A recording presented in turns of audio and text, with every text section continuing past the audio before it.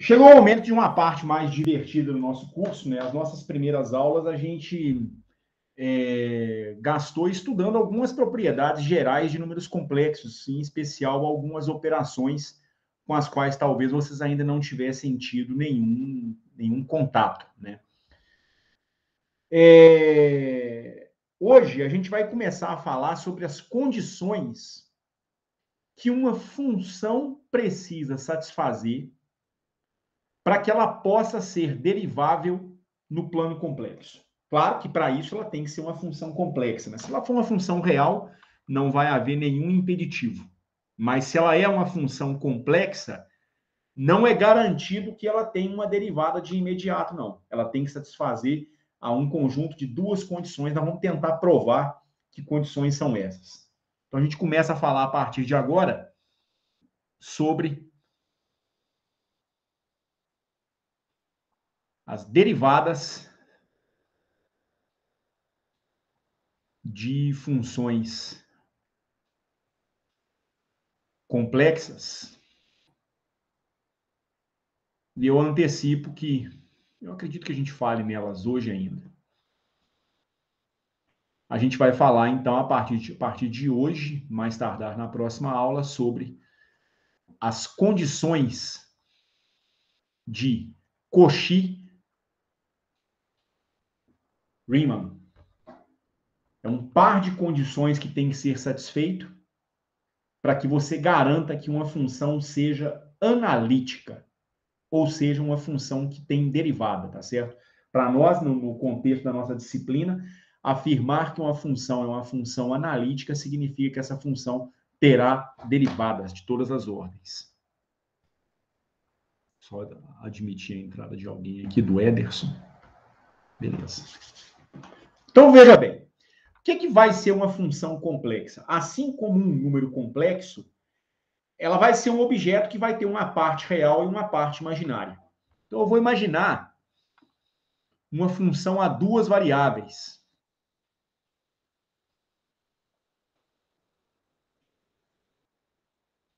Ela vai depender de dois parâmetros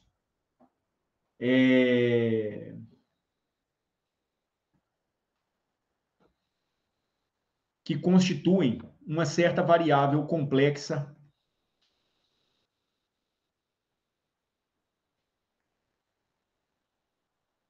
z. Esse z é x, ou seja, uma parte real, mais i vezes y. E a minha função complexa, meu f de x e y, é uma função que terá uma parte real, ou seja, uma parte dependente desse z, portanto, dependente de x e dependente de y, mais uma parte imaginária. Ou seja, a unidade imaginária vezes uma segunda função v de x e y. Em termos de definição, a definição da derivada de uma função complexa é igualzinha à definição da derivada de uma função real. Então, eu vou definir a derivada de uma função complexa da seguinte maneira.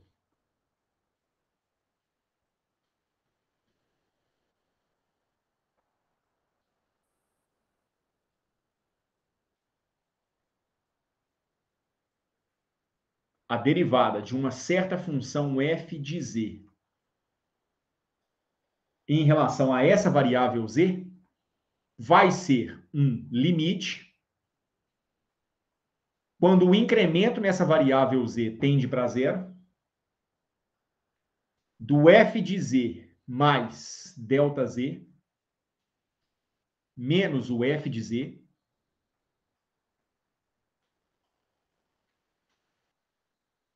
dividido pelo próprio delta z.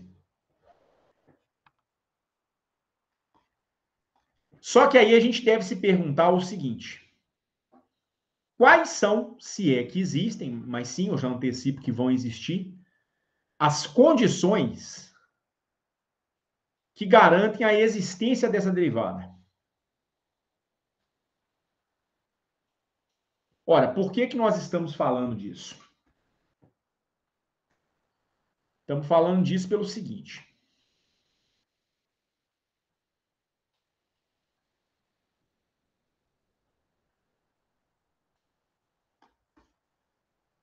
A rigor, nós estamos trabalhando com alguma função que está mapeada no plano complexo. Então, você tem alguma função que depende de um número complexo que tem uma parte real e uma parte imaginária. Nesse momento, nós não estamos falando mais de um número complexo. O número é um ponto no plano complexo. Eu estou falando de uma curva no plano complexo, representada por uma função. Digamos que a curva seja essa aqui. E aí eu tenho esse ponto no plano complexo. E digamos que eu queira calcular a derivada dessa função nesse ponto aqui, que eu vou chamar de Z0.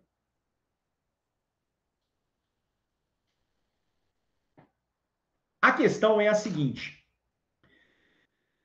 Quando você estuda o cálculo de funções de uma variável, lá no cálculo 1, quando você vai fazer a análise da derivada de uma função, existe uma coisa que você precisa verificar se, primeiro, se a função é bem definida naquele ponto, se o limite da função é bem definido naquele ponto, isso tudo é necessário para que a derivada naquele ponto exista.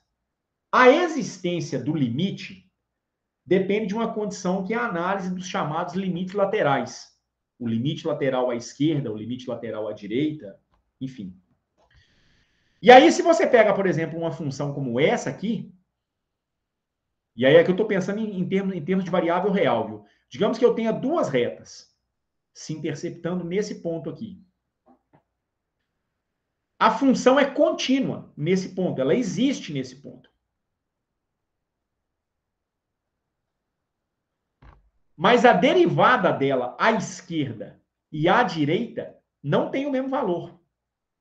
Então, se você pensa na definição da derivada através do limite de uma função, o limite lateral para te dar a derivada à esquerda desse ponto, ele é diferente do limite lateral para calcular a derivada à direita.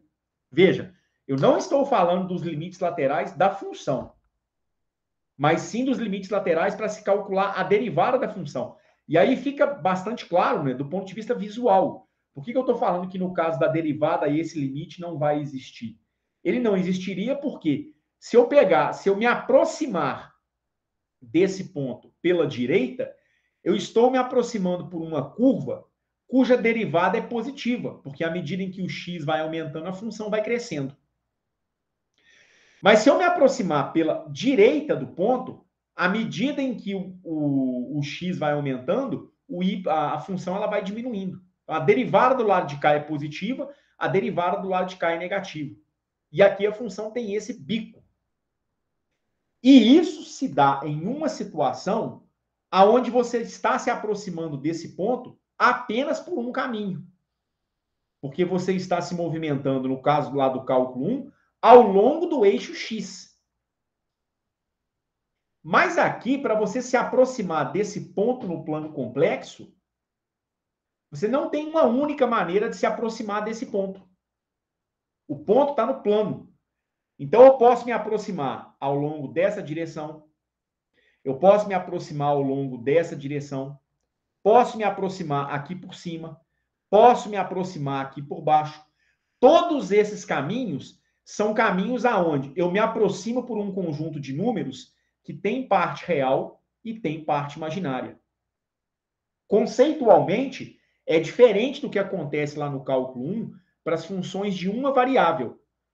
Porque já que o y depende só de x, você, para verificar como é que é o comportamento da função, você anda ao longo do eixo x apenas.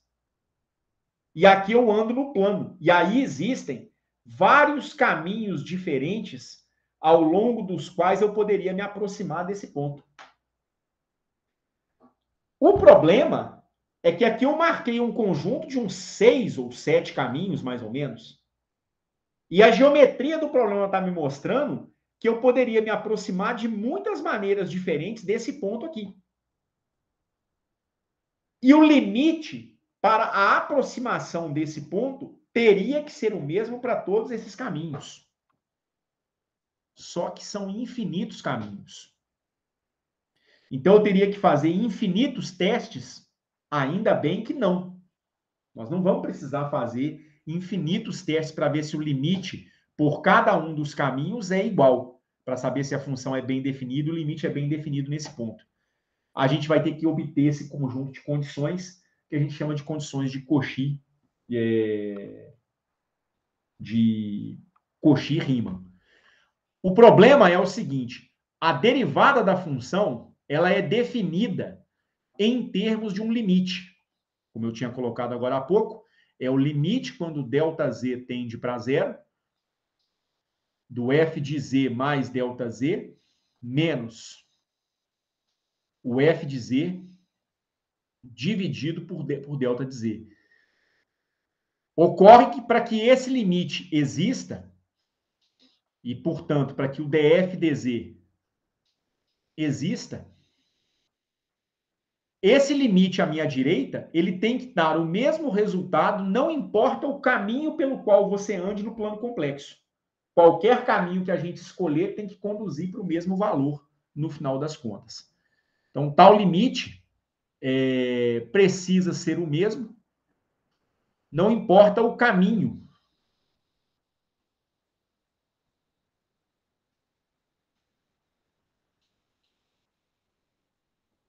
ao longo do qual nos aproximamos de Z0.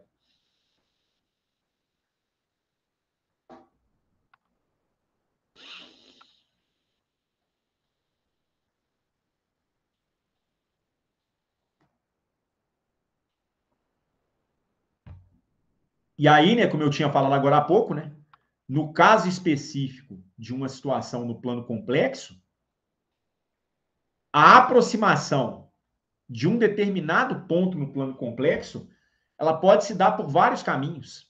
Ela pode se dar por esse caminho, pode se dar por esse caminho, pode se dar por esse caminho aqui.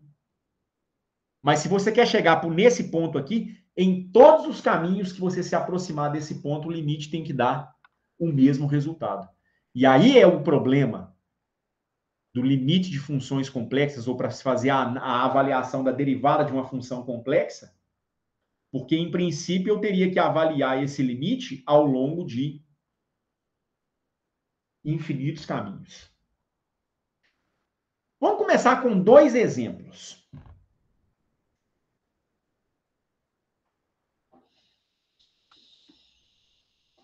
Vamos calcular, por meio da definição,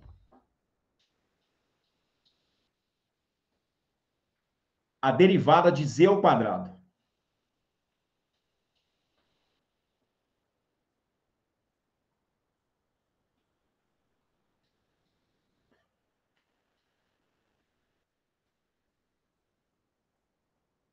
Vamos verificar quanto vai dar essa derivada. Ora, a derivada de f de z em relação a z, que vai ser a derivada de z ao quadrado em relação a z, ela vai ser igual ao limite quando ΔZ tende para zero de quê? Pela definição de derivada de uma função complexa. É a função avaliada no ponto z mais ΔZ menos a função avaliada no ponto z. Função em z mais ΔZ vai dar z mais ΔZ elevado ao quadrado. A função avaliada no ponto z, seja qualquer z no plano complexo, é simplesmente z2, dividido por ΔZ. Isso aqui é o limite quando ΔZ tende para zero, de z ao quadrado, mais 2 vezes z vezes ΔZ, mais ΔZ elevado ao quadrado, menos z ao quadrado, dividido por ΔZ. Então, em um primeiro momento, você faz o cálculo desse limite da mesma maneira como você faz o cálculo do limite ou da derivada de uma função real. Não tem muita diferença, não, tá certo? No contra-exemplo que eu vou dar, é onde eu vou ser um pouco mais explícito de como esse cálculo poderia ser feito usando o fato de que o z é uma variável complexa. Mas eu desprezei isso aqui, tá certo? Mas no primeiro momento, né, o cálculo ele acaba sendo muito parecido com o de uma função real. O Z2 pode ser eliminado com o Z2. Isso aqui vai dar o limite, quando ΔZ tende para zero, de ΔZ que multiplica 2E mais ΔZ dividido por ΔZ. E o ΔZ é eliminado antes de você tomar o limite. E aí agora eu posso tomar o limite com segurança. Porque o limite de 2E mais um ΔZ, quando esse ΔZ tende para zero, isso aqui vai dar 2 vezes Z. Então lembra a derivada de x2 no eixo real. Ela dá 2x mesmo. Então a função Z2 é diferenciável. Ah, mas e a questão do caminho? Nem precisou ser levada em conta nesse caso. Nós chegamos do resultado independente do caminho. Eu não precisei especificar um caminho para eu poder fazer o cálculo dessa derivada. Então, esse resultado aqui, ele foi obtido sem sequer fazer menção ao caminho. Ele vai ser independente de qualquer caminho. Ele sempre vai dar isso aqui. Então, essa função ela é diferenciável. Então, a derivada realmente ela vai dar 2e.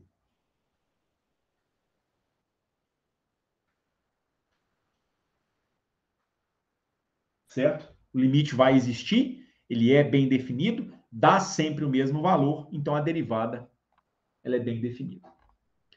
Agora vamos pegar um outro exemplo, que é esse aqui. Vamos calcular a derivada de z barra, sendo z igual a x mais i vezes y. Então veja que agora eu quero a derivada da função complexo conjugado de z. Eu dei uma função que, em tese, ela é até mais simples que a anterior, que antes era z ao quadrado. Agora eu tenho z, mas eu não quero a derivada de z, não. Eu quero a derivada de z barra. O z barra, pela definição de complexo conjugado, ele vai ser igual a x menos i vezes y. Você troca o sinal da parte imaginária. Então, como é que você vai calcular essa derivada? Ué, se você vai calcular a derivada de f de z em relação a z, isso aqui é o limite quando o ΔZ tende para zero, de quê? Da sua função avaliada em z mais ΔZ menos o f de z dividido pelo próprio ΔZ. Então, vamos lá. Quem é a função avaliada em z mais ΔZ? A função original é z barra. É o número complexo z complexo conjugado. Mas ela vai ser avaliada não em z na primeira parcela, e sim em z mais ΔZ. Então, isso será o limite quando ΔZ tende para zero de z mais ΔZ complexo conjugado. Porque a função é o complexo conjugado de z, mas avaliado no ponto z mais ΔZ. Menos a função original, é a função z barra, dividido por ΔZ. Aí o que ocorre é o seguinte. Aqui você tem um complexo conjugado de uma soma. Isso é a soma dos complexos conjugados. Então não há nenhuma dificuldade nisso. Isso dá o limite, quando ΔZ tende para zero, de Z barra mais o complexo conjugado de ΔZ menos Z barra, dividido por ΔZ. Não há problema nenhum em calcular, ou melhor, cancelar Z barra com Z barra.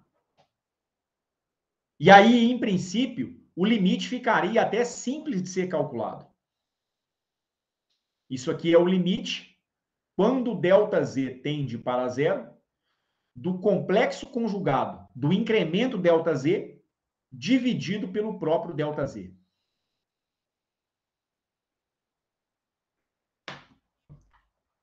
E agora? Como é que eu faço essa divisão? E, portanto, na sequência, como é que eu vou tomar esse limite?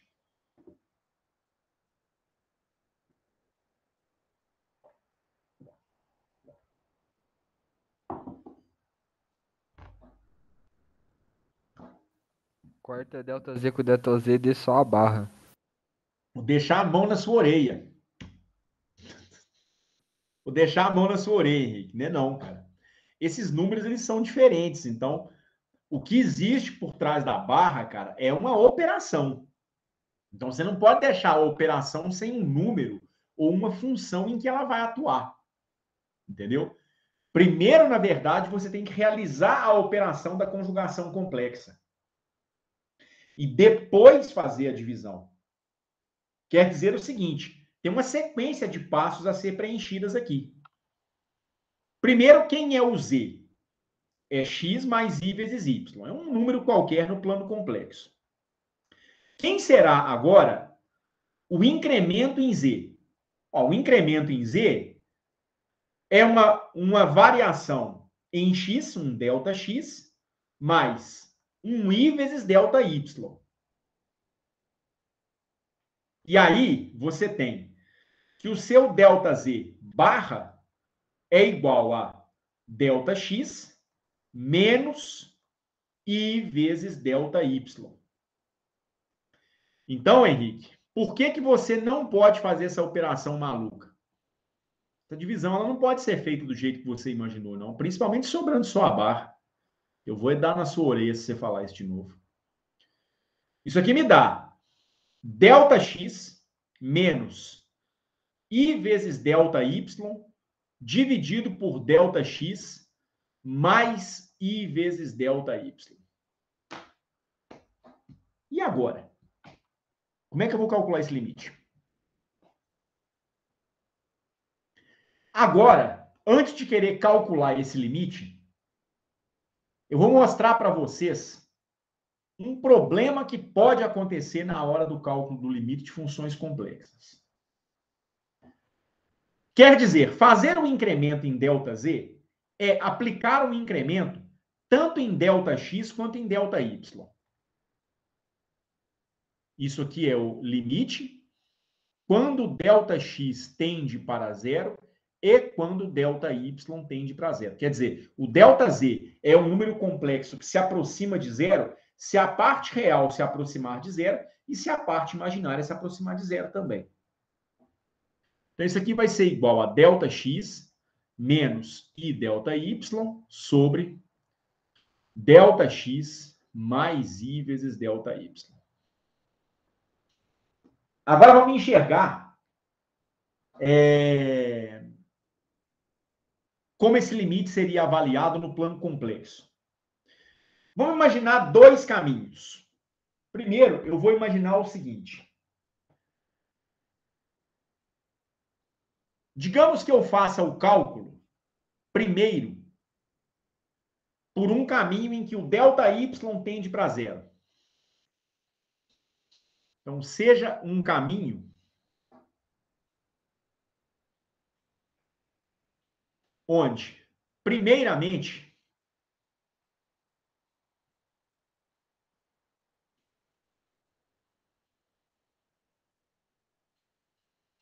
o ΔY tende para zero. Ora, se o ΔY vai tender para zero,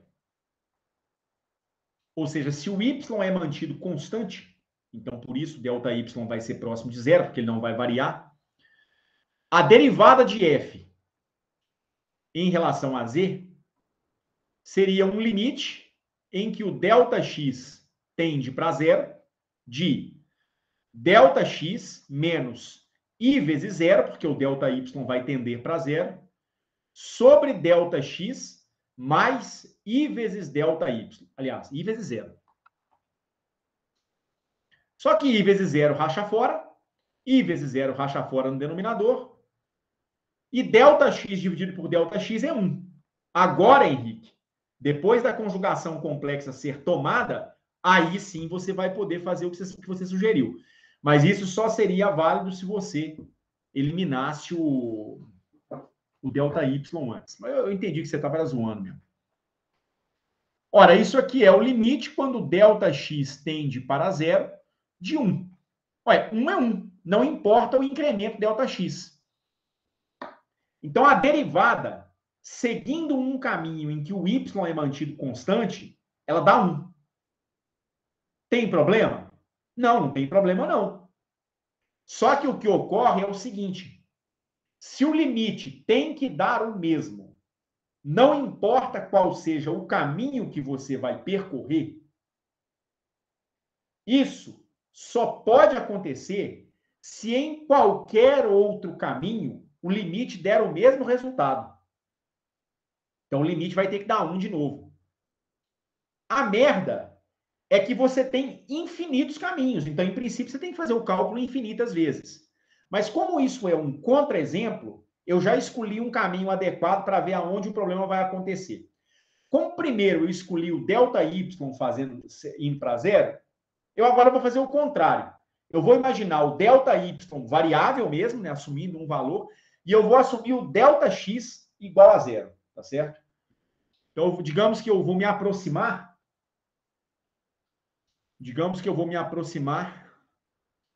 do ponto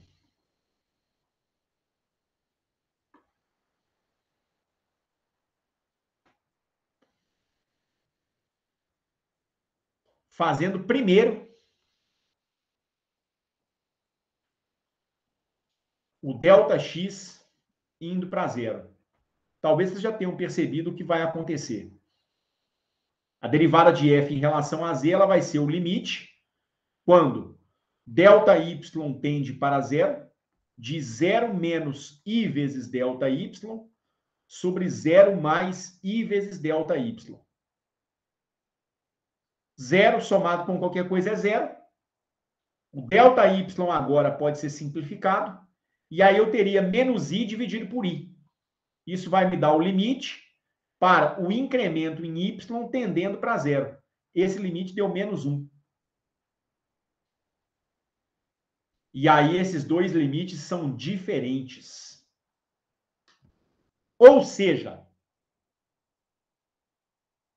não é necessário procurar um terceiro caminho, um quarto, um quinto. Não é necessário procurar infinitos caminhos. Se você encontrou dois caminhos através dos quais os limites são diferentes, a função já não vai ser derivável naquele ponto. E é bastante razoável para o caso da função z barra. Depois eu vou discutir o porquê. O fato desses limites darem diferentes já então garante para mim que a função não é diferenciável. Pelo menos em torno de um ponto. Pode ser que em outros pontos ela seja, mas tem um ponto em particular em que ela não vai ser. Então, logo, z barra não é derivável.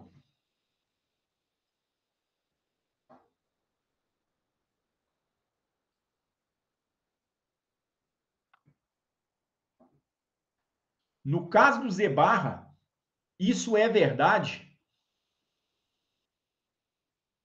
não apenas em torno do ponto z igual a zero. Vai ser verdade para todo ponto z pertencente ao plano complexo. O limite está dependendo do caminho que vai ser seguido.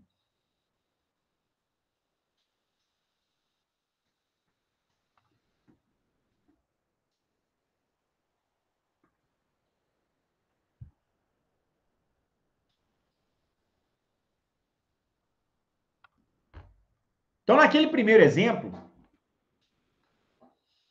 em f de z igual a z ao quadrado, que eu calculei a derivada de z ao quadrado, nem dei bola para caminho que eu estava seguindo. Poderia ter feito, poderia ter escolhido caminhos. E aí, pela definição, qualquer caminho que eu fizesse ia dar o mesmo resultado. Quando o limite é bem definido, não importa o caminho, e a derivada existe, porque o df dz existe, é bem definida, nós vamos dizer que essa função é uma função analítica no plano complexo. Então, f de z ela vai ser analítica em todos os pontos do plano complexo.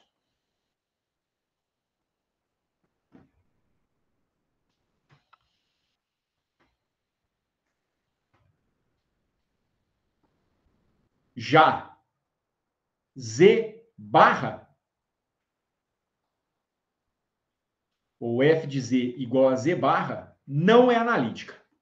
Afirmar, então, que uma função é analítica significa afirmar que ela é definida e diferenciável em qualquer ponto do plano complexo. Agora, se ela não é analítica, até pode ser que ela seja definida, mas ela não será diferenciável nos pontos do plano complexo. E aí, agora, como a gente vai ter muito interesse em calcular derivadas de funções do plano complexo e, posteriormente, integrais de funções do plano complexo, vem talvez a pergunta mais importante desse curso, pelo menos na parte de variáveis complexas. Como garantir a analiticidade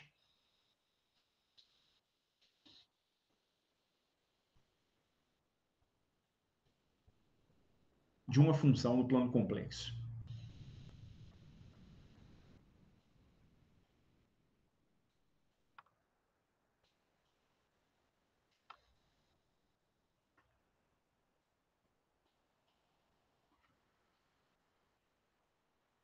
O que eu preciso testar dessa função para que eu não tenha que calcular infinitos limites, gastar minha vida inteira calculando limites, para poder garantir que aquela função tem uma derivada no plano complexo?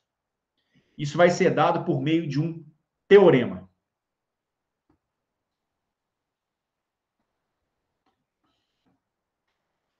Vamos imaginar que eu tenho uma função f de z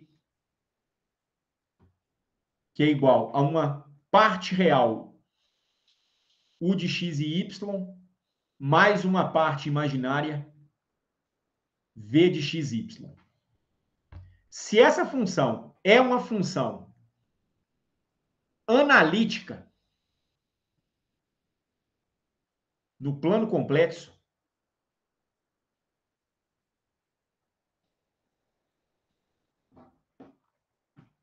então,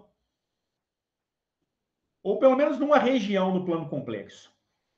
Talvez ela não precisa ser analítica em todo o plano, mas talvez dentro de uma região no plano complexo. Nessa região, a gente vai ter a validade do seguinte par de condições.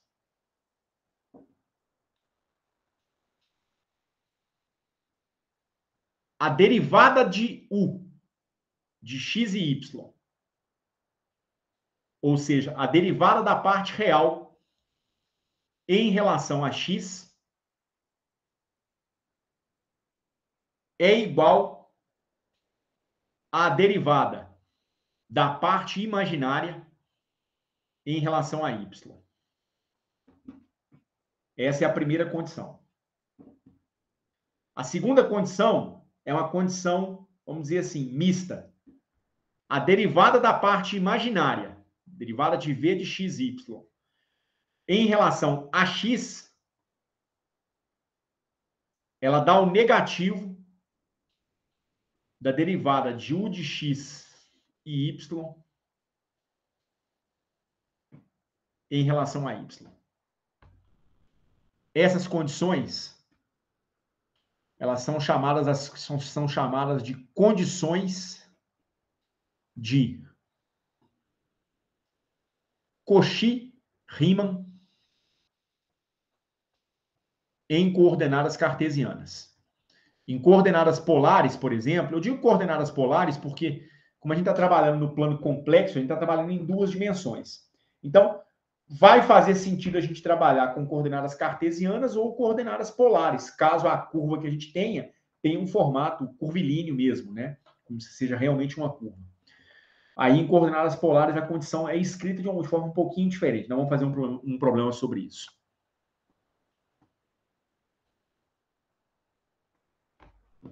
Bom, vamos então fazer o seguinte. Vamos provar esse resultado.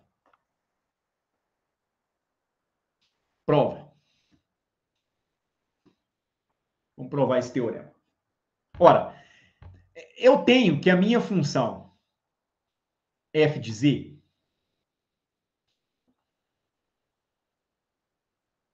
se essa f de z é uma u de x e y mais um i vezes um v de x e y, e se eu tenho que z é igual a x mais i vezes y, eu posso calcular a seguinte derivada parcial. Digamos que eu queira calcular a derivada parcial da função f em relação a x. Só que o f, ele depende de uma variável complexa z. Então, eu teria que tomar a derivada de f em relação a z vezes a derivada parcial de z em relação a x. Por que o símbolo das derivadas aqui são diferentes? É para distinguir uma derivada ordinária de uma derivada parcial. Em termos das variáveis x e y, o f tem que ser derivado parcialmente. Em termos da variável complexa z, a derivada é ordinária, porque ele depende de uma variável complexa só. É uma função de uma variável. E aqui eu estou aplicando a regra da cadeia. Aí, na regra da cadeia, eu estou levando em conta o fato de que, tudo bem, o f depende apenas de z, que é complexo, mas o z depende de x e depende de y. Por isso, então, eu tenho que usar o símbolo de uma derivada parcial. Ora, isso aqui, então, seria a derivada de f em relação a z, vezes a derivada parcial em relação a x, de x mais i vezes y. E aí não tem jeito, aí é derivada parcial mesmo. Derivada parcial de x em relação a x dá 1, a de y em relação a x dá 0. Então, essa derivada dá 1. Então, a derivada de f em relação a x parcial é igual à derivada ordinária de f em relação a z. Vamos guardar esse resultado aqui. Vou chamar esse resultado aqui de resultado 1. Eu vou fazer algo parecido, porém calculando agora a derivada parcial de f em relação a x. Então, como segundo ponto da prova, eu vou calcular a derivada parcial de f em relação a y. Mas levando em conta que o f é uma função de um número complexo z, isso dá a derivada de f em relação a z vezes a derivada parcial de f, aliás, perdão, de z em relação a y. Isso dá df dz vezes a derivada em relação a y de z, que é x, mais i vezes y. Novamente, a derivada parcial de x em relação a y dá 0. E aí, a derivada de i vezes y em relação a y, ela dá i. Porque o i é uma constante e sai para fora da derivada. Então, isso aqui dá i vezes a derivada de f em relação a y. Portanto, eu chego num segundo resultado. Aliás, perdão. I vezes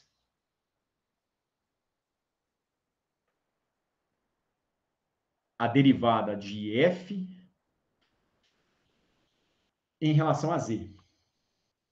E aí, com isso, eu estou mostrando que I vezes derivada de f em relação a z é igual à derivada parcial de f em relação a y. Vamos guardar esse resultado aqui e eu vou chamar esse resultado de resultado 2. Antes que eu dê prosseguimento, até esse ponto, tudo bem? Sim. Sim. Vamos tentar fazer uma coisa diferente nesse momento. Vamos tentar calcular essas derivadas parciais novamente. A derivada de f em relação a x e a derivada de f em relação a y. As duas derivadas parciais que eu calculei. Porém, agora, de uma outra perspectiva. O meu f de x e y, meu f de z, né? É um f de x e y no final das contas. Ele é igual a uma função u de x e y mais i vezes uma função v de x e y. Quando eu falo, então, em calcular a derivada parcial de f em relação a x, isso equivale a quê? Equivale a calcular a derivada em relação a x de u de x e y mais i vezes o v de x e y. Que dá derivada parcial de u em relação a x mais i vezes a derivada parcial de v em relação a x. Ok? De forma parecida, a derivada parcial de f em relação a y é a derivada em relação a y de u de x e y mais i vezes o v de x e y. Isso aqui dá del u, del y, mais i vezes del v, del y. Eu vou chamar essa terceira condição de 3 e essa quarta condição de 4. Agora vejam só. Os resultados 3 e 4, eles podem ser usados nos resultados 1 e 2. Se eu tomar o resultado 1 novamente, eu tenho que a derivada de f em relação a z é igual à derivada parcial de f em relação a x. Só que eu vou tomar o resultado 1, e eu vou usar na sequência o resultado 3. Onde? Aqui do lado direito. Onde eu vou poder afirmar que a derivada de f em relação a z é a derivada parcial de f em relação a x, que é igual a del u del x mais i vezes del v del x. Agora, eu vou tomar o resultado 2. E eu já até antecipo o raciocínio que eu vou utilizar. Eu vou tomar o resultado 2 e, na sequência, nele eu vou usar o resultado 4. O resultado 2 me dá i vezes a derivada de f em relação a z igual à derivada parcial de f em relação a y. Se eu multiplicar essa relação por menos i dos dois lados, menos i vezes i dá 1. Então, eu vou obter que df dz é igual a menos i del f del y. Só que o del f del y é a derivada parcial de u em relação a y, mais i vezes a derivada de v em relação a y. O que chama a atenção nos últimos resultados que a gente construiu? São duas formas distintas, mas que precisam ser equivalentes de se fazer o cálculo da derivada total do f em relação ao número complexo z. Mas repare como que essas derivadas são misturadas umas em relação às outras. Mas o fato é que elas têm que ser iguais. O df, dz tem que ser igual. Então agora eu me vejo forçado a igualar 5 e 6.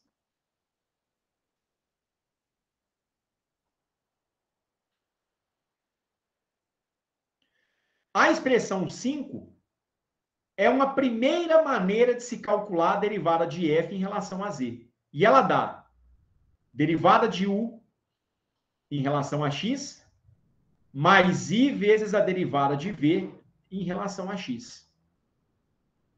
6 dá menos i vezes del u, del y, e aí menos com mais menos, i vezes i menos 1, menos i vezes i dá 1, né? Então dá menos i del u, del y, del v, del y. O que nós temos? Duas funções complexas, uma à esquerda e uma à direita. Para que duas funções complexas sejam iguais, a parte real de uma tem que ser igual à parte real da outra. Então, igualando as partes reais,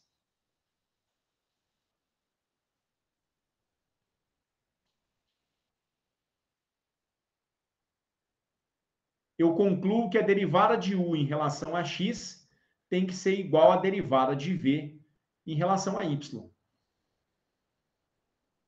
E aí o i pode ser eliminado, comparando as partes imaginárias. Daí a gente conclui que, na hora em que eu igualo as partes imaginárias,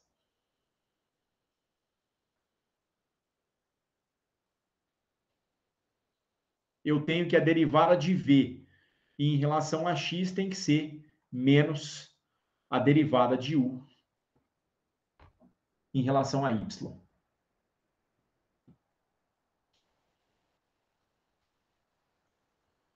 Esse conjunto de condições são as condições que nós chamamos de condições de Cauchy-Riemann.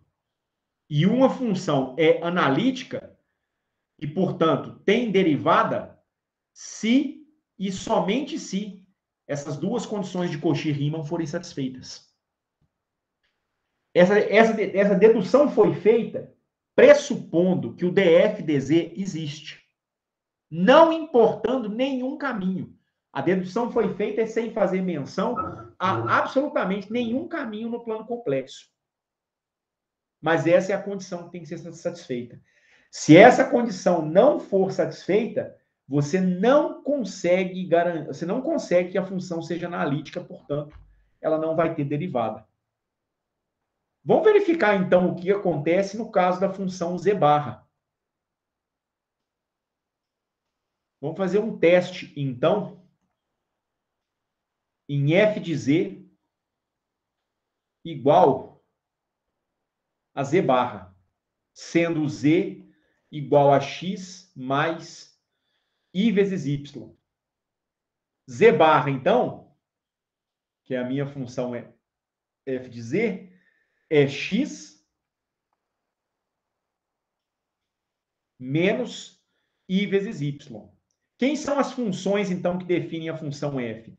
Eu vou ter uma função u de x, y, que é a parte real, que é simplesmente x. E a parte imaginária, o v de x e y, vale menos y. O i não conta na definição. Na primeira condição de Cauchy-Riemann, eu tenho que calcular derivada de u em relação a x e derivada de v em relação a y. A derivada de u em relação a x é a derivada parcial de x em relação a x, que é igual a 1. A derivada de v em relação a x é a derivada em relação a x de menos y. Mas y tem derivada nula em relação a x.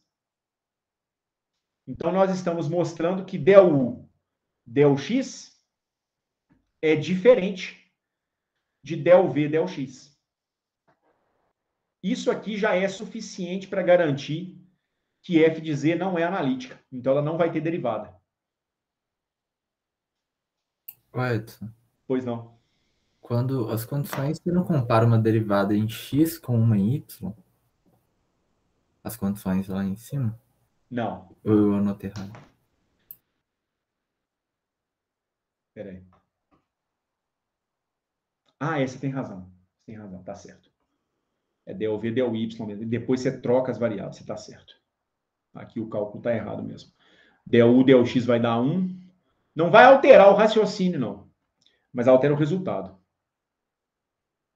O del v, del y. Del u, del x, del v, del y. Derivada de menos y em relação a y, ela vale menos 1. Não invalida o raciocínio, mas o cálculo realmente estava errado. As derivadas realmente estavam trocadas. Mas elas são diferentes. E aí a função vai continuar sendo não analítica. Preciso testar a segunda condição de Cauchy-Riemann? Nesse caso, não. Nesse caso, não é necessário. Mas vamos testar para treinar. Eu acho que a segunda nem vai dar tanto problema. Na segunda, eu tenho que calcular del v, del x e del u, del y. Essa vai ser mais tranquila. Por quê? Porque a derivada de v em relação a x é a derivada de menos y em relação a x. E essa sim é zero. É a derivada que eu tinha calculado erroneamente aqui em cima. E aí agora eu tenho que calcular a derivada de u em relação a y, que é a derivada de x parcial em relação a y, que também é zero. Eu até tenho que a derivada de u em relação a y é igual à derivada de v em relação a x, mas a função vai ser não analítica. Por quê? Porque uma das condições de Cauchy-Riemann foi violada. Essas duas condições, então, têm que ser satisfeitas para que você consiga garantir a analiticidade da função. Tá certo? Se você tomar o f de z igual a z ao quadrado,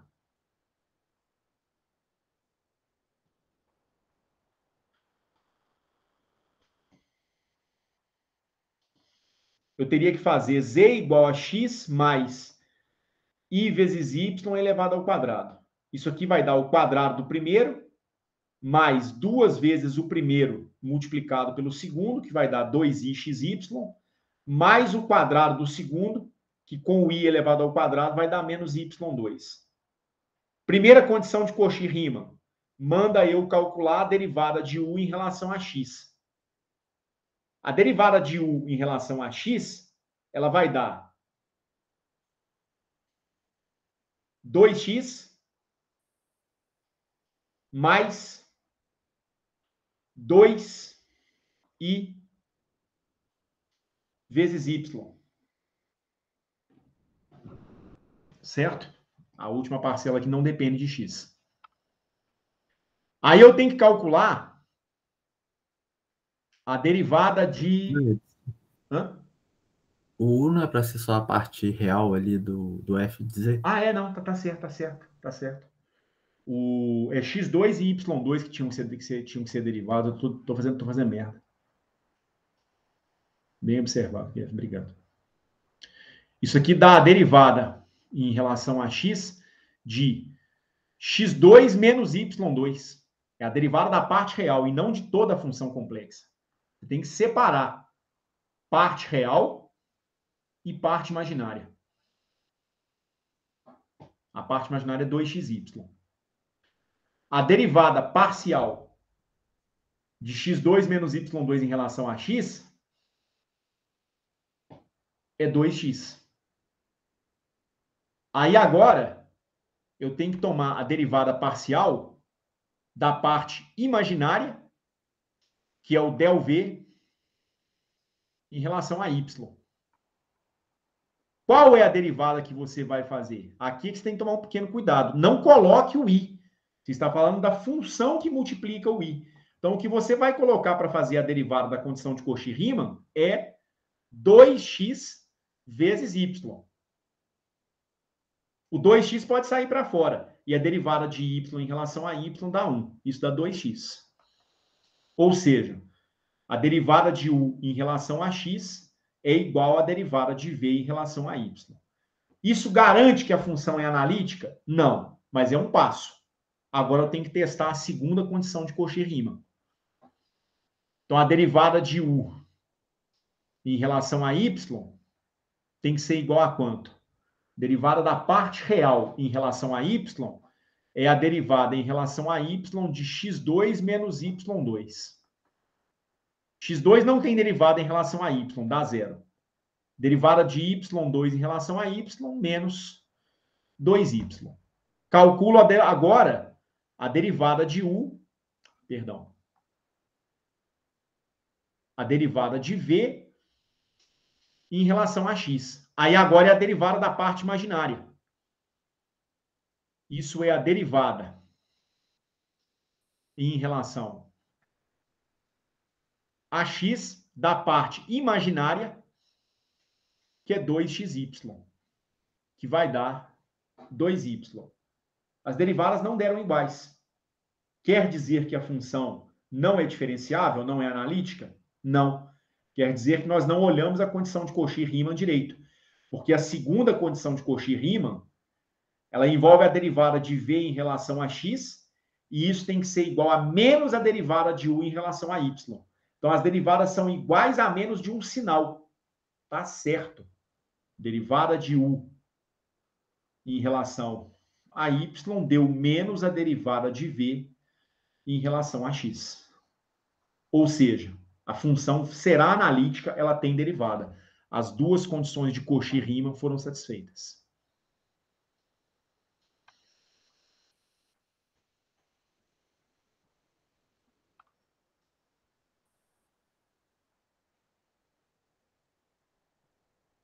Ou seja, a f de z é analítica. Então, portanto, f de z igual a z ao quadrado é uma função analítica. Certo? Eu acho que vale a pena a gente fazer a dedução desse negócio também em coordenadas polares, porque às vezes a gente pode ter algumas funções complexas escritas na forma polar. A gente vai ver que, nesse caso, as condições são ligeiramente diferentes. Então, vamos ver a dedução das condições de Cauchy-Riemann.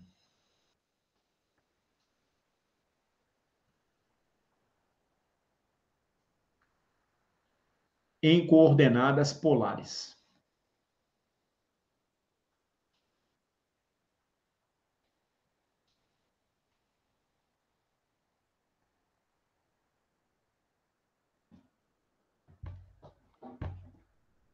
Ponto de partida é o mesmo. Eu tenho uma função f de z, que é igual a uma função u dependente de x e y, mais i vezes uma função v também dependente de x e y.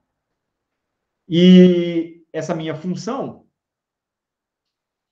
ela depende de uma variável z, tal que esse z é um número no plano complexo, é x mais i vezes y. Mas isso poderia ser colocado na forma polar como sendo um módulo r vezes cosseno de θ mais i vezes o seno de θ. Só que isso aqui é a exponencial de iθ. E o r é a raiz de x ao quadrado mais y ao quadrado. Então, meu número complexo z poderia ser expresso como r vezes a exponencial de iθ. Quer dizer que a minha função f de z pode ser expressa em termos de uma função u, que depende de r e θ, afinal, eu poderia converter x e y para coordenadas polares também, mais i vezes v, também escrito em função de r e θ, tá certo? Porque eu posso converter o x em função, o x e o y em termos de r e θ. Como antes, eu vou calcular, vai dando uma certa hora nesse negócio, a gente vai ficando com sono, é foda.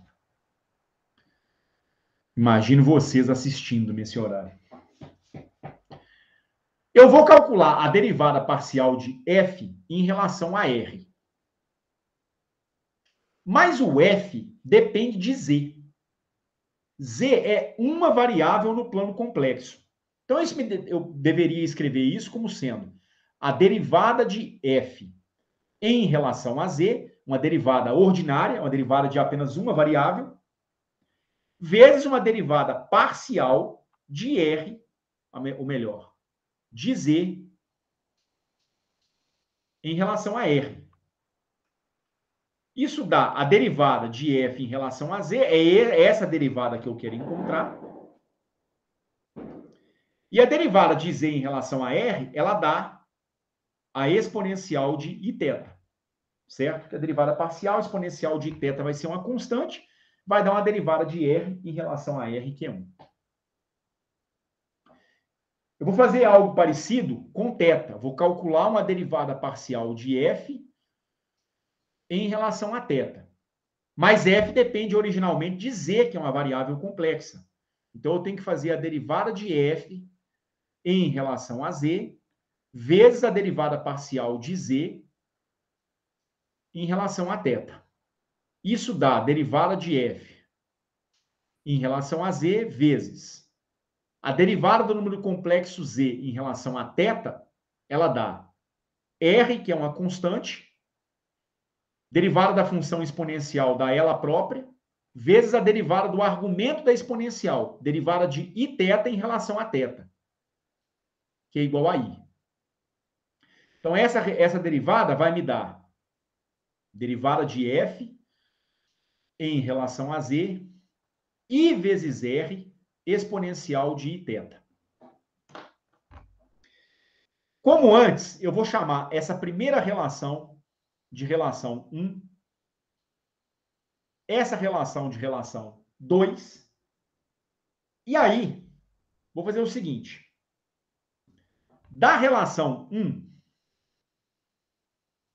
eu consigo calcular o df dz. Df dz, que é a derivada que eu quero encontrar, ele dá 1 sobre a exponencial de iθ, derivada parcial de f, em relação a r. Da relação 2, eu posso tirar uma outra expressão para o df dz. Derivada de f em relação a z seria 1 sobre i vezes r vezes a exponencial de iθ, vezes a derivada de f em relação a θ. Essas duas derivadas, elas são iguais. Elas são rigorosamente iguais. É a mesma derivada de f em relação a z. Só está expressa em termos de derivadas parciais diferentes.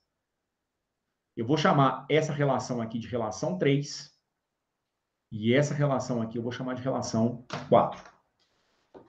Certo? Ora, são duas maneiras diferentes de se expressar a mesma derivada. Obviamente, elas têm que ser iguais. Se eu comparo 3 com 4,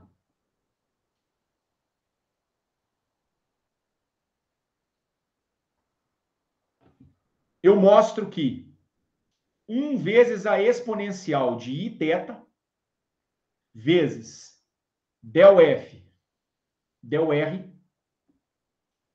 tem que ser igual a 1 sobre i vezes r vezes a exponencial de iθ vezes df dθ. Exponencial de θ racha fora. E aí eu ficaria com a derivada de f em relação a r igual a menos i vezes 1 sobre r del f del θ.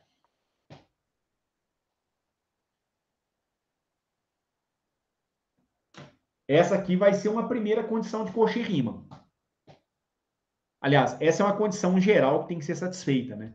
Pela minha função f, para que a derivada exista. Agora vejam bem.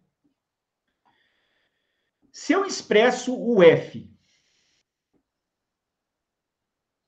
como sendo uma função u, dependente de r e θ, mais uma função v, aliás, i vezes uma função v, dependente de r e de θ,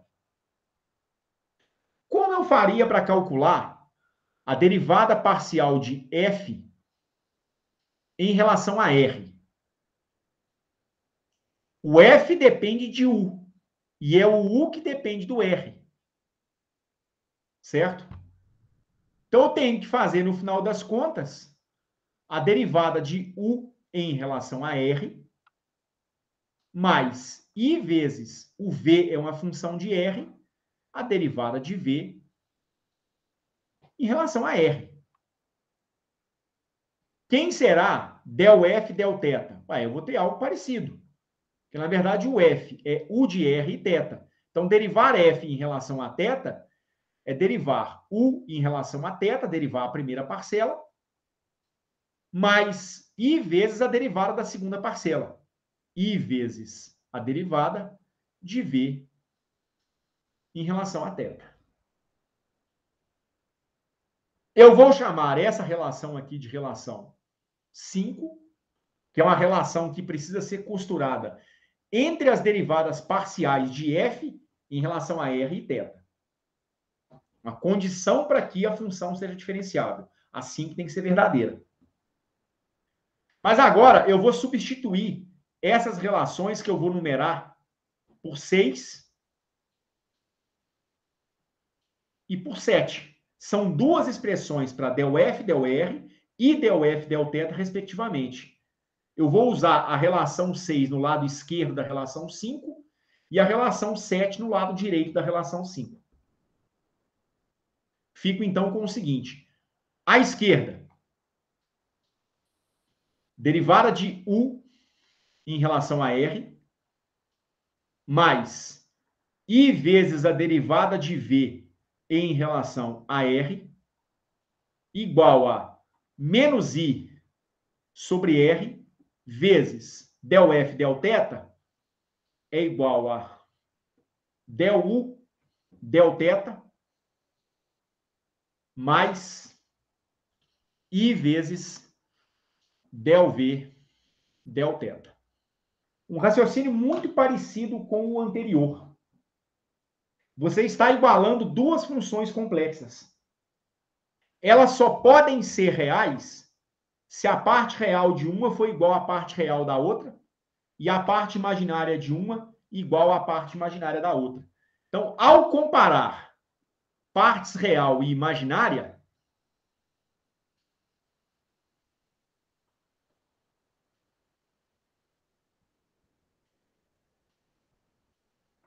aliás, partes reais, né? Porque senão fica parecendo que eu estou comparando real com imaginário. É parte real de um lado e parte real do outro. O del U, del R vai ser comparado com del V, del θ. Menos I vezes I vai dar 1. Então, a parte real à esquerda, del U, del R, tem que ser igual à parte real à direita. 1 sobre R, del V, del θ. Parte imaginária à esquerda, del V, del R. Isso tem que ser igual com a parte imaginária à esquerda, que é igual a menos 1 sobre R del U del θ. Então, veja que nas variáveis angulares, sempre há a multiplicação do termo 1 sobre R, que é para dar uma dimensão correta, né, uma unidade correta à esquerda e à direita nas duas derivadas. Essas aqui são as condições de Cauchy-Riemann em coordenadas polares. Então, em coordenada cartesiana, del U, del X é igual a del V, del Y. Você não vai poder falar que del U, del R é igual a del V, del θ, por conta desse coeficiente 1 sobre R.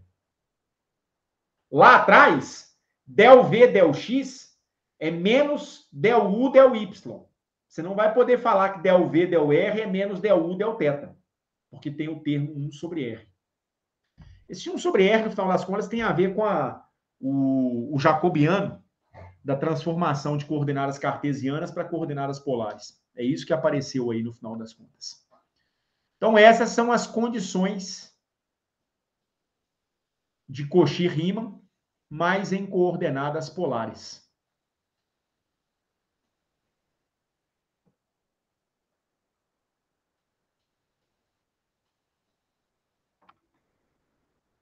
Talvez eu tenha ido um pouco rápido, mas alguma passagem está aí para trás que vocês não tenham acompanhado, alguma coisa que seja necessário repetir, explicar de novo? Bem tranquilo. Bem tranquilo também. Tranquilo? Podemos seguir, então? Podemos. Vamos, então, falar a respeito de uma coisa que envolve as funções analíticas, ou seja, as funções que obedecem às condições de Cauchy-Riemann.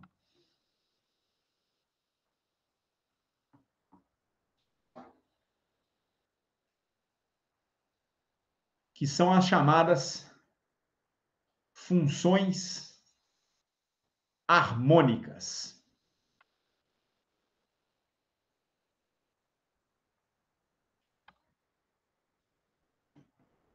Vamos ver na sequência o que são as chamadas funções harmônicas. A gente vai ver um bocado sobre funções harmônicas na segunda parte da disciplina, quando a gente for trabalhar com equações diferenciais parciais. Mas eu já posso antecipar de cara uma importante equação diferencial parcial que a gente vai obter, tá certo? Mesmo no contexto do plano complexo. Vejam só. Vou imaginar que uma certa função f de z é analítica. Então, eu tenho uma função f de z, que é um u de x e y, mais um i vezes um v de x e y, e eu vou imaginar que essa função é uma função analítica. Afirmar que ela é analítica é simplesmente um sinônimo para afirmar que ela obedece às condições de Cauchy-Riemann.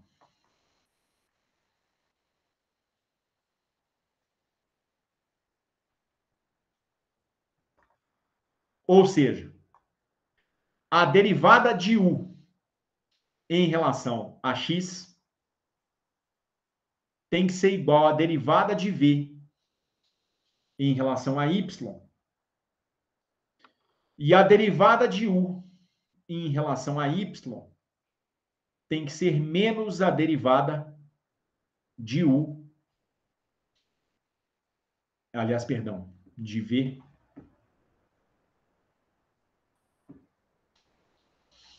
em relação a x. Essas são as minhas condições de Cauchy-Riemann, tá certo? E eu vou fazer o seguinte. Eu vou tomar essas duas relações e eu vou derivar essas duas relações novamente em relação a x. Então, eu vou chamar essa relação de relação estrela e essa outra relação aqui de duas estrelas. Então, eu vou derivar estrela e duas estrelas em relação a x. É óbvio Na equação estrela, no lado esquerdo, eu vou ter uma derivada segunda. Eu já fiz uma primeira derivada em relação a x, eu vou ter, então, derivada segunda de u em relação a x igual a derivada segunda de v, uma derivada mista. Ela é feita primeiro em relação a y e depois em relação a x. Então, se tem uma função dependente de x e y, você a deriva primeiro em relação a y, depois você a deriva em relação a x. Vou fazer a mesma coisa com a equação de baixo. Deixa eu só ver se a sequência é essa mesmo, para não fazer bobagem. Senão eu posso misturar as duas coisas que eu tenho que fazer. Só um minuto. Mas essa primeira está certa.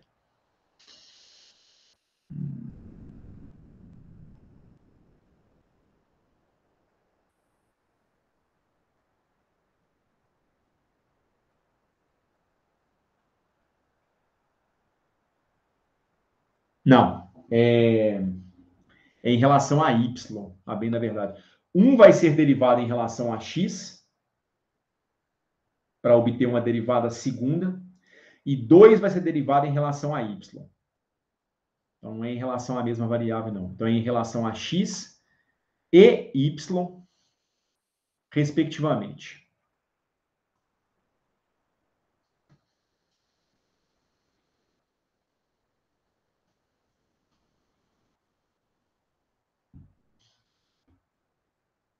Equação 2. Se eu derivá-la à esquerda em relação a y, eu vou ter uma derivada segunda de u em relação a y. À esquerda, eu vou ter menos a derivada segunda de v em relação a y e em relação a x. Então, faz primeiro a derivada em relação a x, depois faz a derivada em relação a y.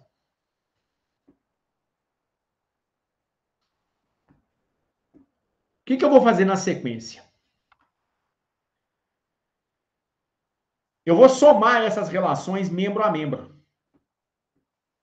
Quando eu faço essa soma, eu vou ter derivada segunda de u em relação a x, mais derivada segunda de u em relação a y, igual a derivada segunda de v de x e y, na ordem, derivo primeiro em relação a y, depois em relação a x, menos a derivada segunda de v de x e y, derivando primeiro em relação a y, em relação a x e depois em relação a y. O que vai acontecer com o lado direito? Como v é diferenciável, se v não for diferenciável, a função f não pode ser analítica. Mas como v é diferenciável, a ordem em que você vai realizar as derivadas não importa. Então, você pode, se a função não for diferenciável, não for contínua em um certo ponto, a ordem pode te dar resultado diferente. Mas não é o caso. Pelo menos nós estamos assumindo que o v é diferenciável. Então, tanto faz nessa parcela ou na outra, derivar primeiro em relação a y, depois em relação a x, ou derivar primeiro em x e depois em y. Esse cara vai vazar com esse aqui. E esse resultado vai dar zero. Quer dizer o seguinte: se a função u, se a função f de z é analítica e, portanto, satisfaz as condições de Cauchy-Riemann, a sua parte real satisfaz a seguinte equação diferencial parcial. A derivada segunda de u em relação a x mais a derivada parcial segunda de u em relação a y tem que ser igual a zero. Toda função analítica vai ter essa propriedade. A sua parte real vai satisfazer a essa equação diferencial. Que é o quê? Lá na frente vocês vão ver que isso é, para quem não viu ainda, né, talvez até alguns já tenham visto, isso é a equação de Laplace em duas dimensões. Que ocorre demais em problemas de gravitação, em problemas de eletromagnetismo, para o potencial elétrico, principalmente. E nesse caso, toda função que satisfaz a equação de Laplace, ela é chamada de função harmônica. Então, o título função harmônica tem a ver com isso. São funções que satisfazem a equação de Laplace. Será que isso vai ser verdade também para o V? Também vai ser verdade. Então, novamente, eu vou tomar as condições de Cauchy-Riemann. Derivada parcial de U em relação a X tem que ser igual à derivada parcial de V em relação a Y. E a derivada parcial de U em relação a Y tem que ser menos a derivada de V em relação a X. O que eu vou fazer agora? Antes, eu tomei a segunda derivada dessas funções em relação a X. Agora, eu vou tomar a segunda derivada em relação a Y. E aí eu vou ficar com derivada segunda de U em relação a Y e em relação a X nessa ordem. Derivo primeiro em relação a X, depois em relação a Y. Vai me dar um lado direito, que é a derivada segunda de V em relação a Y. Agora eu vou derivar em relação a Y a equação de baixo. E vou ficar com o seguinte. Menos a derivada segunda de V em relação a X e em relação a Y. Deixa eu só. Não.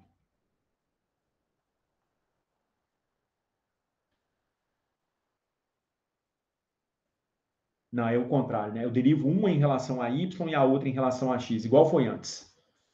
Antes, eu derivei a primeira em relação a X, a segunda em relação a Y. Vou fazer o contrário agora. Vou derivar a primeira em relação a X e a segunda em relação a Y. Então, eu vou fazer... Aqui eu fiz a derivada em relação a Y, para ter a derivada segunda em Y. Agora eu vou fazer a derivada em relação a X. Derivada segunda de U em relação a X e em relação a Y, igual a quê? Menos a segunda derivada de V em relação a X. Então, essa foi derivada em relação a Y primeiro, a de baixo foi derivada em relação a X. Mas sempre é isso. Você deriva uma em relação a Y, a outra em relação a X. Tem que derivar. Você tem que fazer uma segunda derivada em relação a uma mesma variável aparecer em cada uma das equações. Agora, o que você vai fazer? Você vai subtrair os resultados. Então, eu vou subtrair lado a lado. Subtraindo os lados da esquerda, nós vamos ficar com derivada segunda de U em relação a Y e em relação a X, menos a derivada segunda de U em relação a X em relação a Y. Igual a derivada segunda de V em relação a Y, menos a derivada segunda de V em relação a X. Essas derivadas parciais à esquerda de U são derivadas mistas. A ordem em que essa derivada vai ser realizada não importa. Então, a primeira parcela vai ser igual à segunda e o lado esquerdo vai dar zero. E a conclusão que a gente chega é que a parte em V, a parte imaginária, também vai satisfazer a equação de Laplace.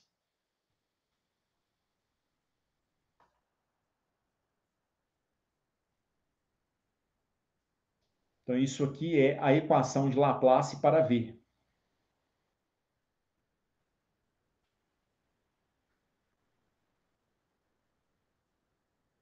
Toda função que satisfaz a equação de Laplace é uma função harmônica. Então, o V de xy, que satisfez as condições de Cauchy-Riemann, também será uma função harmônica. Não faz parte da ementa dessa disciplina, não. Mas se der tempo, talvez eu vou mostrar um pouquinho a respeito do que a gente chama de transformações conformes, em que esse conceito é muito importante. O conceito de função harmônica é muito importante em transformações conformes.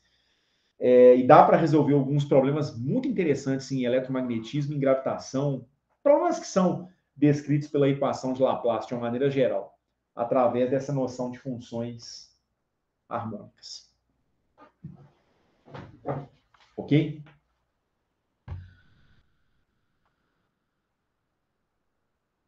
Eu detesto quando isso acontece. Oh, meu Deus do céu. Vou fechar esse documento por um minuto, gente. Me deem um minutinho, por favor.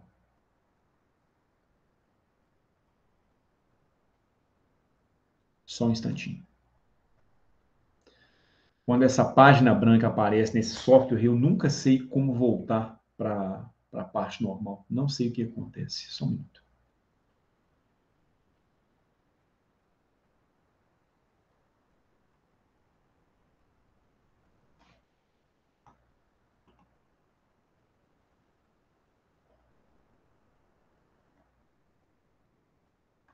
Bom, funciona.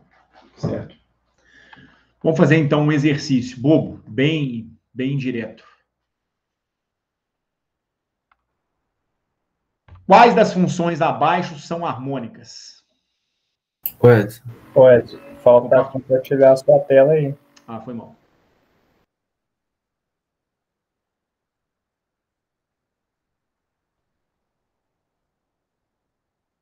Foi?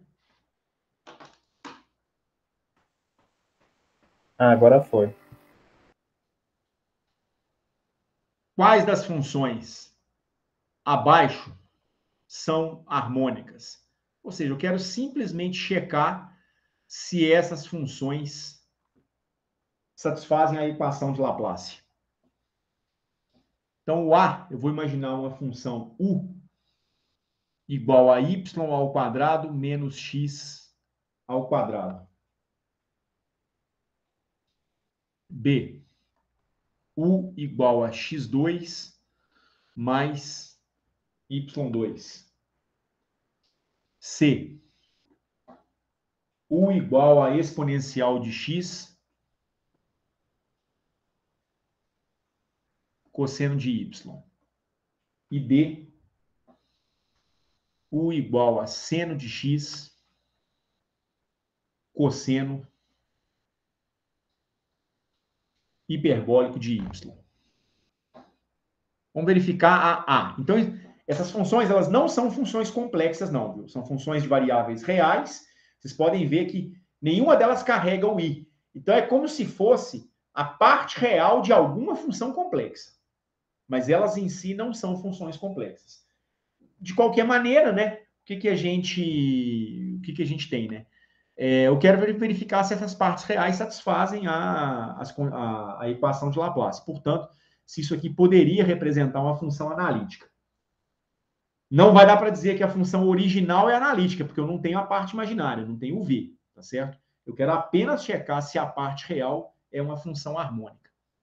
Se é harmônica, a equação de Laplace tem que ser satisfeita.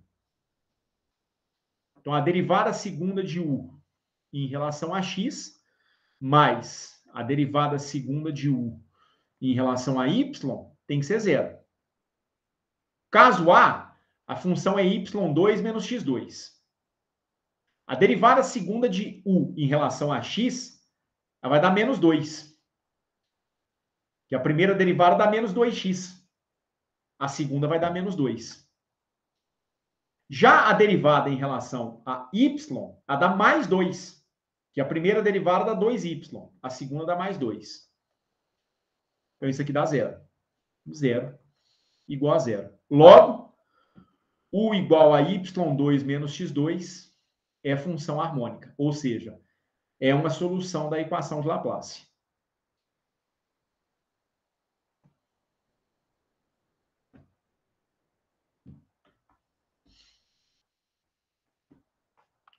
Vamos ver o item C.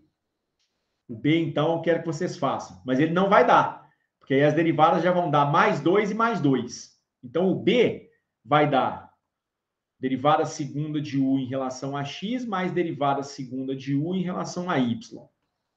Isso é igual a zero. A derivada segunda em relação a x dá 2. Derivada segunda de U em relação a y dá 2 também. 4 é igual a zero? Não. Isso aqui é absurdo. 4 não pode ser igual a zero. Logo, essa função U igual a x2 mais y ao quadrado não é função harmônica.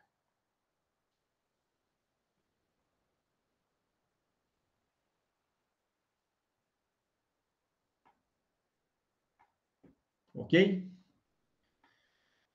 Item C. U igual a exponencial de x cosseno de y. Quanto vai dar a derivada segunda de U em relação a x mais a derivada segunda de U em relação a y, igual a zero. Se vocês calcularem a derivada segunda em relação a x, vai dar a própria exponencial de x. E o cosseno de y seria tratado como uma constante. Aí, na derivada em relação a y, a derivada do cosseno vira menos seno. A do seno vira cosseno. Então, você tem um sinal ganho na primeira derivada. Exponencial x é uma constante. Isso dá menos a exponencial de x cosseno de y, igual a zero. Esse termo cancela-se com esse. Zero igual a zero. Ou seja, U igual a exponencial de x cosseno de y é uma função harmônica. E o item D? O item D vai dar problema. Porque o item B, a função que aparece é uma função cosseno hiperbólico. Se eu calcular a segunda derivada de U em relação a x, mais a segunda derivada de U em relação a y, a parte em x vai dar a própria função exponencial de x cosseno hiperbólico de y. A derivada em y não tem uma troca de sinal como teve no caso da função cosseno. Porque o cosseno hiperbólico, quando é derivado, ele não dá menos seno hiperbólico. Ele dá mais seno hiperbólico. E a derivada de seno hiperbólico retorna cosseno hiperbólico de novo. Então, se você fizer com calma essa segunda derivada, isso vai dar a própria exponencial de x cosseno hiperbólico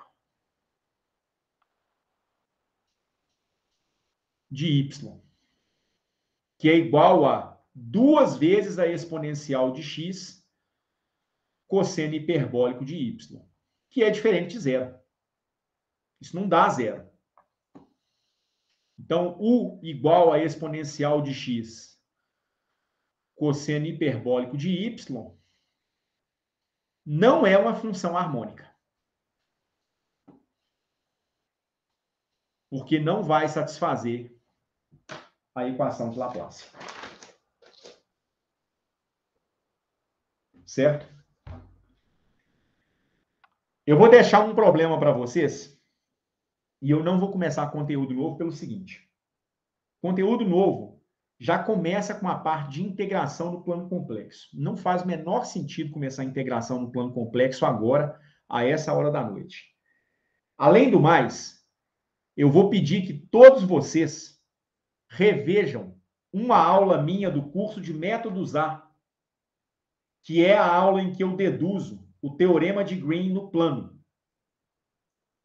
O teorema de Green no plano é extremamente importante para a gente entender a primeira dedução que a gente vai fazer na aula da semana que vem, que é uma condição do ponto de vista de integração que também garante que uma função é analítica. Ou melhor dizendo, é uma condição que acontece com a integral de uma função no plano complexo quando a função é analítica. Tem uma integral, não vou mencionar que integral é essa por enquanto, de funções analíticas no plano complexo que, se você verifica que a função é analítica, então ela obedece às condições de Cauchy-Riemann, acabou. Essa integral que eu estou mencionando sempre vai dar zero. Não tem que calcular a integral. Ela sempre dá zero, se a função for analítica. Tá certo? É o chamado teorema de Cauchy, que a gente vai ver na próxima aula. Tá certo? Mas eu não vou deduzir esse teorema agora em hipótese nenhuma. Vou pedir que vocês tenham 2 playlists no meu canalzinho lá no YouTube de métodos A. Procurem localizar a aula. Eu não vou saber exatamente qual é de cabeça agora. Qual é a aula em que eu fiz a dedução do teorema de Green no plano? Tá certo? Tá lá no título das aulas. Tá certo? Assistindo essa aula, vai ser importante recordar a dedução do teorema de Green no plano. Tá certo? Assistindo essa aula, isso vai ser importante para entender mais rapidamente a dedução que eu vou fazer na próxima aula. Tá certo? Por hora, eu vou deixar como para vocês esse exercício aqui.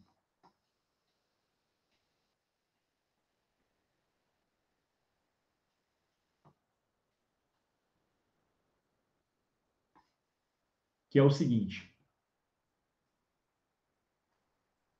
Para o problema anterior,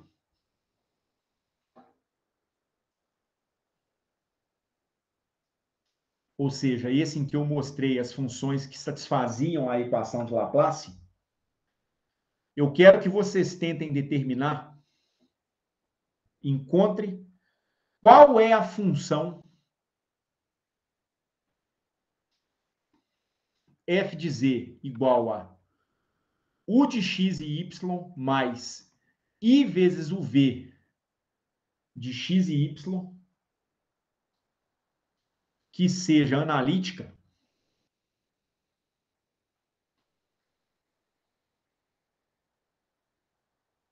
para aquelas que foram harmônicas. Ou seja, acho que são os itens A e C, né?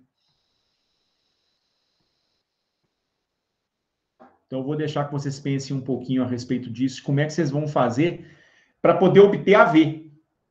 Então, vocês vão fazer o cálculo para o item A e para o item C de qual deve ser a função V para que a função f de z seja analítica.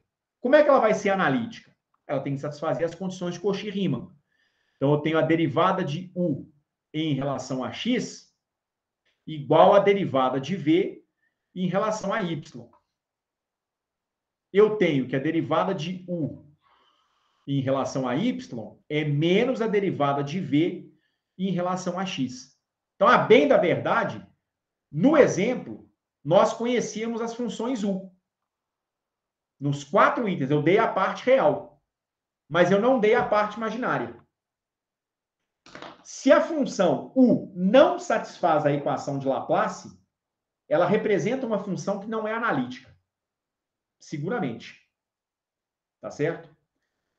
Mas para o item A e o item C, o U representou uma função harmônica. Qual função V vai fazer nos itens A e C, com que a f de z seja analítica?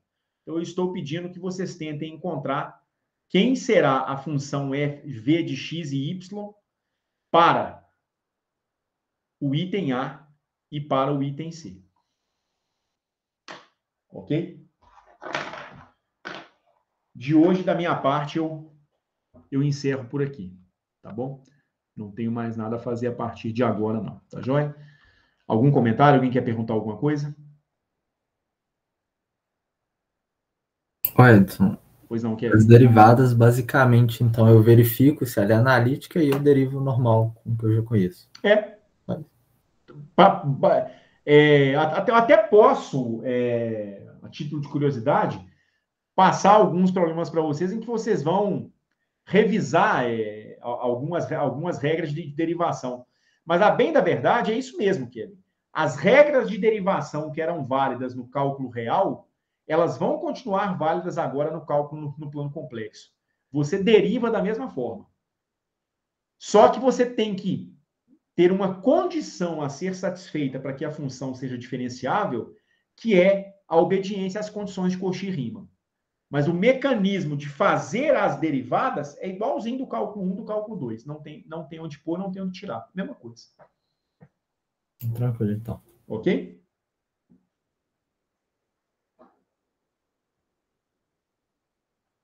Mais alguma pergunta, gente? Tô tranquilo. Encerrando a gravação nesse instante, então. Beleza? Boa noite para vocês, então. Se a gente não se esbarrar, ou não com o Kevin e a Deise, eu devo conversar esses dias ainda. Talvez com o Henrique, mas com o Kevin e a Deise, com certeza. Os demais já não tenho certeza, não, porque não são meus alunos de iniciação científica. Beleza? Mas então, a todos um abraço, bom restante de semana para vocês, viu? E aí, até a próxima segunda-feira. Até mais, Edson. Valeu. Falou, Edson. Boa noite, tá? Boa noite. Boa noite, Deise. Edson, só avisando, acho que você ia encerrar a gravação, você não encerrou, não, cara. Verdade. Valeu. É bom interromper. Pode encerrar. É bom interromper a gravação, porque senão o arquivo fica enorme. Ontem eu esqueci de